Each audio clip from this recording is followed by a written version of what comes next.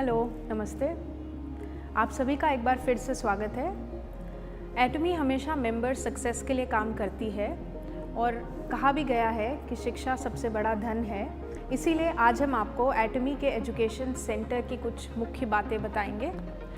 जो डिस्ट्रीब्यूटर्स दूसरों को मदद के उद्देश्य से एजुकेशन सेंटर चलाना चाहते हैं, वे कृपया इस वीडियो को बहुत ध्यान से देखें।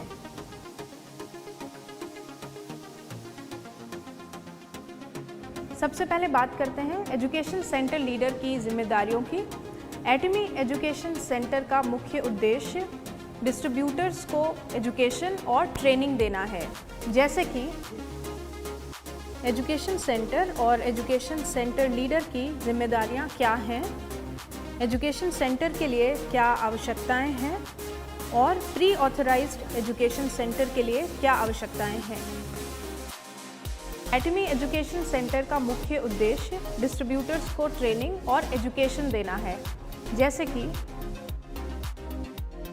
एटमी का vision, philosophy, founding principles, values, motto, Atomy का code of ethics and principles, compensation plan, policies and procedures, Atomy products के सही इस्तेमाल की जानकारी देना, एजुकेशन सेंटर का नियमित रखरखाव करना।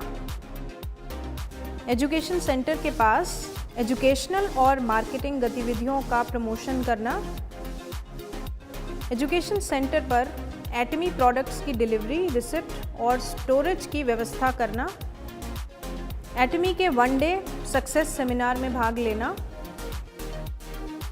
एटमी द्वारा करवाई गई एजुकेशन सेंटर लीडर ट्रेनिंग्स और मीटिंग्स में भाग लेना, एटमी के प्रोडक्ट्स और सर्विसेज की मार्केट रिसर्च, डेटा कलेक्शन और फीडबैक लेना।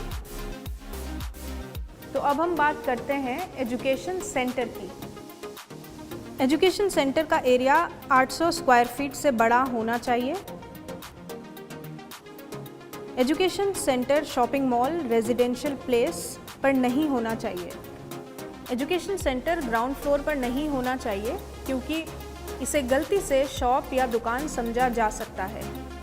एजुकेशन सेंटर में कोई और बिजनेस जैसे कि स्पा, सैलून या कोई और शॉप नहीं होनी चाहिए। एजुकेशन सेंटर में कम से कम 20 लोगों के बैठने की व्यवस्था होनी चाहिए। एजुकेशन सेंटर से आधे किलोमीटर की दूरी पर कोई दूसरा एटमी एजुकेशन सेंटर नहीं होना चाहिए।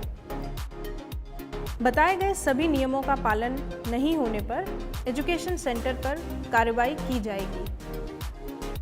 तो अब हम जानेंगे कि प्री ऑथराइज्ड एजुकेशन सेंटर शुरू करने के लिए क्या क्या आवश्यकताएं हैं।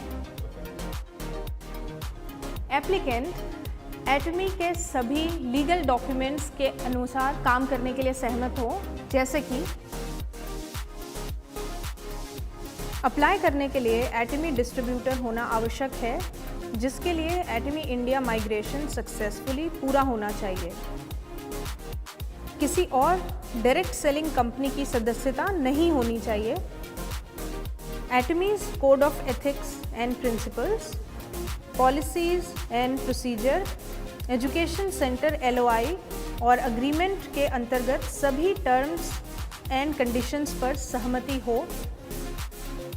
एटमी के रूल्स और रेगुलेशंस का पालन नहीं करने के लिए कंपनी द्वारा कोई कार्रवाई नहीं की गई हो, और साथ ही साथ एटमी डिस्ट्रीब्यूटर द्वारा 5 वनडे सेमिनार और 2 सक्सेस सेमिनार में भाग लेना अनिवार्य है। इस वीडियो द्वारा हमने एजुकेशन सेंटर की टर्म्स एंड कंडीशंस के बारे में जाना, और ये वीडियो का केवल पहला भाग है। अन्य भागों में आपसे और जानकारी शेयर की जाएगी। धन्यवाद।